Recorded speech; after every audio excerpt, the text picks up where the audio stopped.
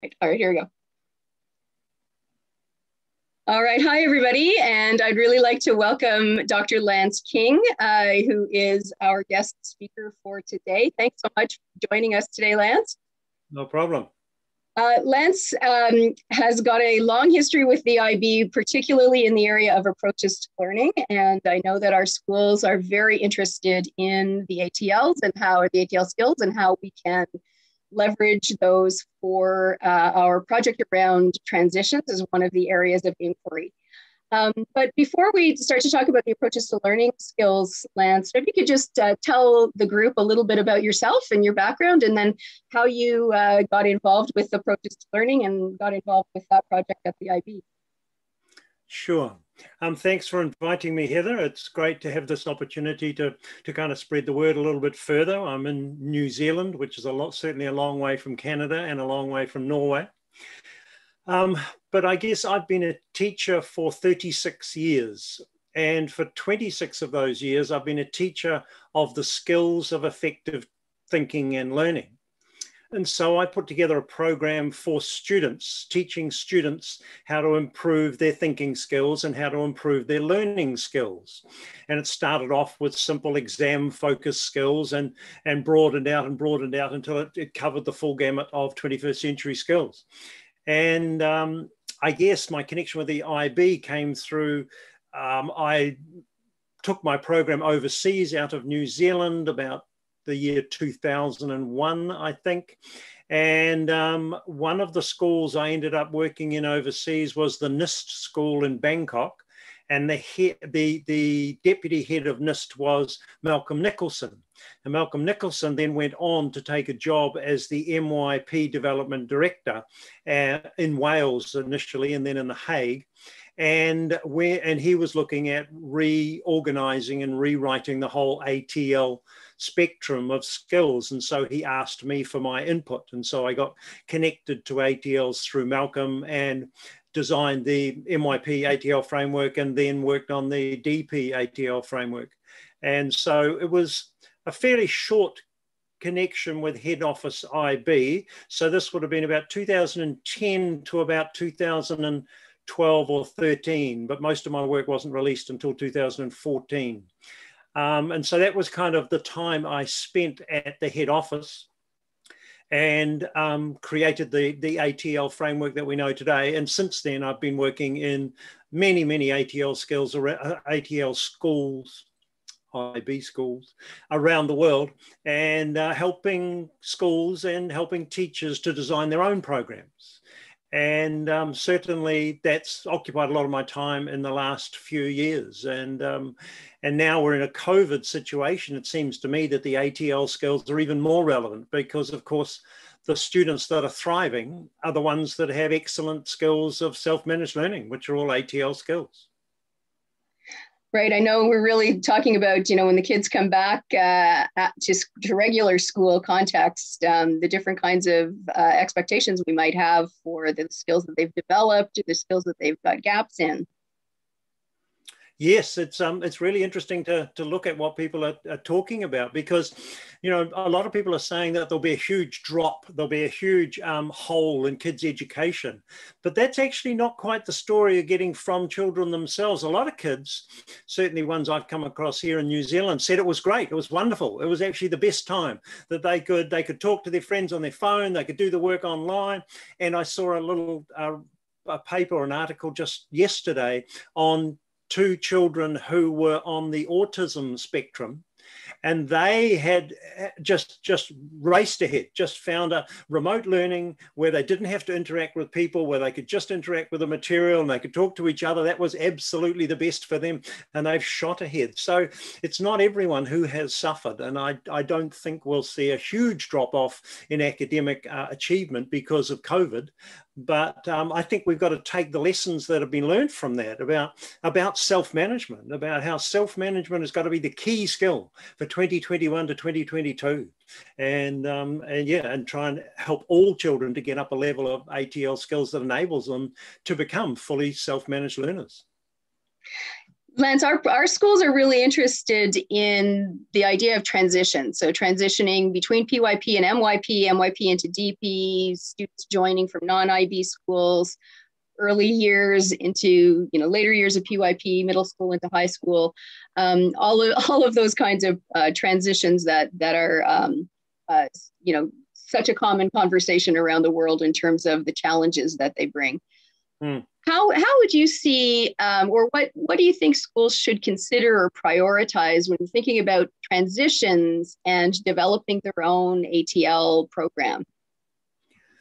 Yes, I think transitions, I call them the key step ups, the point where students have to step up. And the thing that they have to step up in is their ATL skills, because the content increases in complexity as you go through the years, but that's a fairly steady increase in complexity. It's the skills that actually go up in big steps.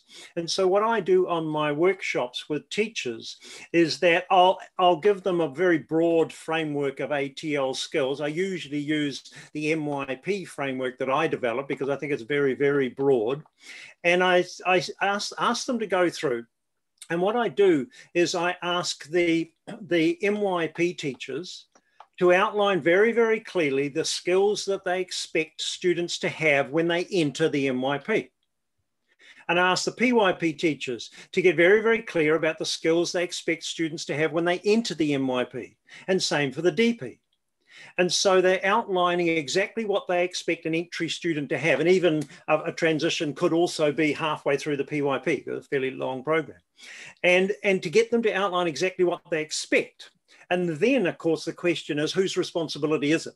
Is it the responsibility of the MYP teachers to bring those students as they enter the MYP up to that level of skills, ATL skills that they need to cope well with the MYP? Or is it the final years of the PYP's responsibility? And of course, it's neither one nor the other. It's somewhere in between. And so to me, those are the absolutely critical points, but they've got to be mapped out by the higher level. What do they expect from the more junior level at every point? And I think there's another transition out of the DP into the workforce. There's another a huge step up, but it's up to the teachers themselves to outline exactly what they expect students to have in terms of skills proficiency, and then to decide who's going to achieve that, who's going to put that in place, who's going to teach those kids those skills, where are they going to get them from, and when. Is it the final year of the PYP that children need to focus on those transition skills? I certainly think it is. The final year of the MYP, they need to focus on those transition skills, or is it the first year of the next program? And so I usually get teachers to select the particular skills, to select the standards that they expect to see, and then to work on the really tough questions of how we're going to get that happening. Who's going to do it? When are they going to do it? Where are they going to do it? How are they going to do it? How are they going to build those skills in? And yeah, that's the content, a large part of the content of my workshops. And what kind of strategies do you support? Do you see teachers using? So after you've workshopped with them, or you've introduced them to this idea of looking for the stepping up skills and how to talk about those collaboratively within their faculty. What kind of supports do you think schools need to have in place in order to really, finish that work off and create that scope and sequence? What would your recommendations be? Well, this is the hard part, because teachers in general, if I can generalize across all teachers are generally subject specialists. They're not process specialists. And asking a teacher to create an exercise that requires students to do some thorough and well-organized research is relatively easy. But asking them to teach a specific research skill, like noticing, analyzing different media for different perspective and bias, analyzing different media for perspective and bias. That's a very, very specific ATL skill, but it's absolutely vital part of research. Now, I find that teachers are actually Some teachers are very good at this, of course, but in general, most teachers are able to think about the complexities of their content, their subject matter, but to think about drilling right down to the complexities of the ATL skill and focusing just on one very, very specific ATL skill is often quite difficult for teachers to do. And then skills get generalized, and the kids and kids often end up thinking that that skill belongs in that subject and that skill belongs in that subject, and they don't get the transfer and the transition. So most of the work I've done for the last many, many years has been to try and capture those skills in terms of exercises for students to do. And as you're probably aware, I've written several books. I've got lots of them right here. These kind of books, which are all full of ATL skills exercises for students to do. And exercises that students can do by themselves, excuse me, and also exercises that teachers can use to drop into lessons to organize their content around to get students to use in the lesson. Now, I refer to those two models as the explicit model and the implicit model. Explicit means just learning the skill itself out of context, and implicit means applying that skill in context, in subject matter. And I think both those models are actually useful. I have my own kind of model which says the best way to introduce a skill, I think, is explicitly. Get them to learn a complex skill with very simple content, but zooming right in on the particular functions of that skill. And then once they've got it out of context, get them to draw it into context and get them to use that skill implicitly within the subject matter. But teachers can do it however they wish. But that's my approach, has been to write exercises. And in the last 12 months, what we've done is we've actually digitized all that, and we've created a new platform called LalaTat, which stands for Learning About Learning and Thinking About Thinking. So lalatat.com, all the stuff is available there, but it's also available in my books, and teachers can generate their own exercises. They don't have to use my stuff, but it's getting that particular process focus from a teacher is sometimes a bit more than they're kind of necessarily used to doing. And it takes some training and some work to actually get to the proficiency where you can write exercises for students in specific skill areas. And one of those skill areas that you've already mentioned in terms of the return after COVID around the self-management skills, I'm just thinking about myself as a teacher, thinking about the organization part of self-management skills comes easily to me. But thinking about some of those other aspects, the mindful practices, and thinking about how some of those other elements of the self-management skills can be worked in. I teach science, year 4 science in MYP, so working those sorts of things into my science lessons, to your point, takes a lot more thought and isn't a natural go-to for me. Can you talk a little bit more about self-management skills and how you see us moving forward with those? Yes, absolutely.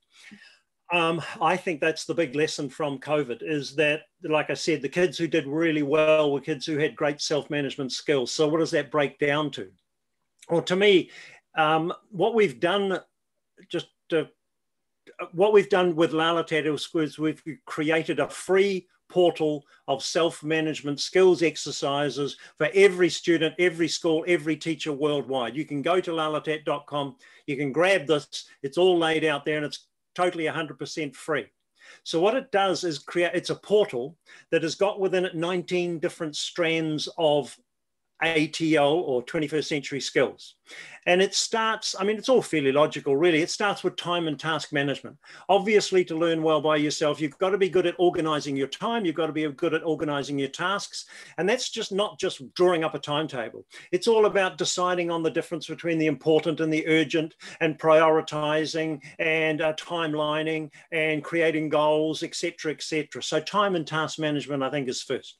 And then, in order to get the tasks done, you've then got to have really good self-motivation.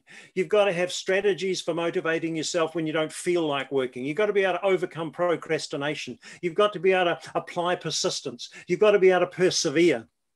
And in order to do that, so that's a whole set of affective skills. In order to do that, you've got to, if you're a student at home, you've got to be able to set up your home learning environment well. You've got to be able to set it up so it eliminates distractions and enables you to concentrate. You've got to learn about how to concentrate. Then once you've done that, you've got to learn about setting up digital collaborations. How do you set up a really good online collaboration with other students so you all get the same work done together, sharing resources and helping each other, which also aligns with how do you set up a study group to support everyone who's not coping so well in studying well.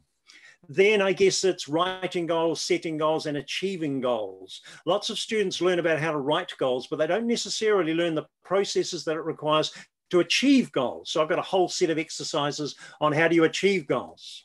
Then there's a section on self-assessment, because I think self-assessment is the critically important feature of COVID that has come out really well, is that those kids who are good at accurately judging the quality of their own output are succeeding beyond others.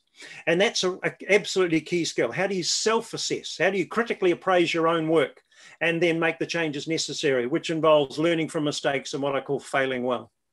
Then there's research skills, searching and researching, choosing appropriate media, recognizing media bias, IP rights, intellectual property, referencing, copywriting, all those skills, all the research skills, those are vital.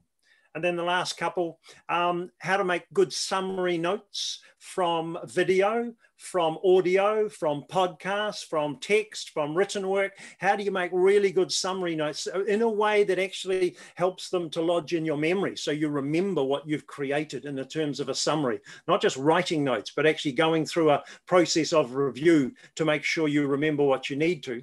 And the last one I've got here is developing evidence-based arguments. How do you weigh up, look at the terrible leadership models we've had around the world, or certainly last year, of international leaders who are just ignoring the evidence and going their own way and saying everything will be fine. You know, how do you use those models to actually learn how to create a good evidence-based argument? And then how do you present that evidence-based argument back to a teacher or to another or to your peers? To me, those are the key skills of self-managed learning. And as I said, they're available totally free. Anyone can get them on lalatat.com. And we created this and made it free in that way so that it could help every child in every school, hopefully across the world, to get the skills they need in order to cope with. And because I think the future for education, school-based, has got to have a lot more self-managed learning in it. I think that's what we've learned. I think you've just named a whole lot of areas that our schools might be interested in following as tracks in their professional inquiries as they think about how they might continue to ask questions about the approaches to learning skills and how we might use them to smooth those transition points. Yeah, well, I mean, the other thing is all those skills can be taught at every single level. You know, they can be scaled down for preschool even, and they can be scaled up for DP students. So that's the real thing. The self-management looks slightly different at different year levels, but it's essentially the same skills. Any final advice for our schools in Norway as they think about managing the transitions and applying the approaches to learning and developing approaches to learning? Well, like I said, it's really about using the wisdom of your own teachers. You got to put them into year level groups and just ask them, what do you expect the students coming into your level to be able to do? And then go to the year before and say, do you actually teach them how to do this? So, you know, is it just kind of assumed? So that, and, you know, and to specify it, I wouldn't specify it grade by grade. I'd specify it in those big step up points. Where is the big transition? Where are the big step ups? Where do students suddenly have to handle a completely different way of teaching or a completely different way of thinking or a different analysis or a different way of writing? Where are those big step ups? And who is responsible for making sure they've got those skills? The people before or the people after, or some kind of joint task force across the divisions. And I think the joint thing is the thing. It's all too common in IB schools for programs to exist almost in silos and not necessarily to communicate across those transitions. And I think that's absolutely vital to get a smooth flow of ATL skill improvement that goes along with a smooth flow of subject matter and content matter increasing complexity. Well, you just described our project for the next year, so I really appreciate it. I think that's I think one of the beautiful things about the project that this group of schools in Norway has put together is PYP teachers with MYP teachers, and really the opportunity to talk about those transitions together. Absolutely, that's great. Thank you very much for the opportunity, Heather.